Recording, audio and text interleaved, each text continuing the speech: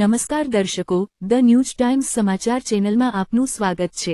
કચ્છમાં ઠેર ઠેર દબાણ હટાવવાની કામગીરી કરવામાં આવી રહી છે અને આ દબાણ હટાવવાની કામગીરીમાં સરકારી કરોડો રૂપિયાની જમીનો પર બનાવાયેલા ગેરકાયદેસર બાંધકામને તોડી પાડી સરકારી જમીનોને ખુલ્લી કરવામાં આવી રહી છે। પરંતુ રાપર તાલુકાના રામવાવનો કિસ્સો આખો અલગ છે।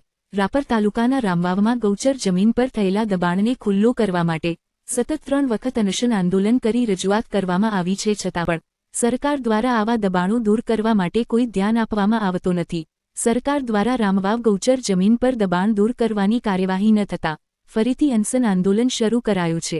રાપર તાલુકાના રામવાવ ગામે ગૌચર જમીન પર છેલ્લા ઘણા સમયથી ગૌચર દબાણ દૂર કરવાની રજૂઆત કરવામાં આવી હતી, પરંતુ તંત્ર દ્વારા કાર્યવાહી ન થતાં અરજદાર શિવુભા દેશળજી જાડેજા દ્વારા ત્રીજી વખત અનશન આંદોલન કરવામાં આવ્યું છે। ગૌચર માટે અનામત રખાયેલી જમીન પર ભૂમાફિયાઓએ મસમોટું દબાણ કરી લીધું છે, તેમ છતાં સરકાર દ્વારા આંખા આડા કાન કરવામાં આવે છે, જેને ખુલ્લી કરવા માટે અનશન પર બેઠેલા શિવુભા દેશળજી જાડેજાએ ફરીથી ગાંધી ચિંધ્યા માર્ગે જઈ અનશન આંદોલન શરૂ કરેલ છે। હવે જોવા જેવું એ રહ્યું કે દબાણ હટાવવાની ઝુંબેશ વચ્ચે અનશન પર બેઠેલા અરજદારની દબાણ હટાવવાની માંગણી સરકાર દ્વારા પૂરી કરવામાં આવશે કે પછી દબાણકારોને છાવરી લઈ માત્ર કાગળ ઉપર દબાણ હટાવવાની કાર્યવાહી કરવામાં આવશે। રિપોર્ટ ગની કુંભાર, ધ ન્યૂઝ ટાઈમ્સ। બચાવ આપની આસપાસ બનતી ઘટનાઓની વિગતવાર માહિતી અમને પહોંચાડો। કચ્છ તેમજ ગુજરાતના લેટેસ્ટ સમાચારો આંગળીના ટેરવે મેળવવા અમારી ચેનલ સબસ્ક્રાઇબ કરો। જાડેજા શ્રીભાતી ગામ રામવાવ ગામની ગૌચર જમીન વિશે લગભગ આજ 7 વર્ષથી લડાઈ ચાલુ છે અને હજી સુધી આ અધિકારીએ કાંઈ પણ કર્યું નથી। વારંવાર નોટિસ દી આવે, 26-27 નોટિસ દીધી, જાહેર નોટિસ હું 4-5 દીધી, પણ હજી સુધી ખાલી કર્યો નથી।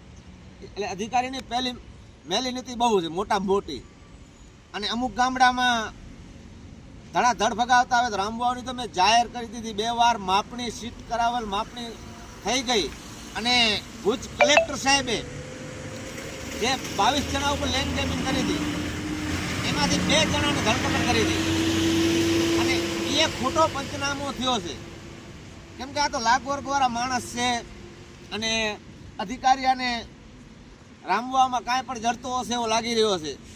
અને હવે 966 68 આ 3 સર્વે નંબરના 600 એકર જમીનની હાઈકોર્ટનો ઓર્ડર મારા કણે હતો તો મારો માની ન રાખ્યો, પણ હું લોકોનો રહ્યો।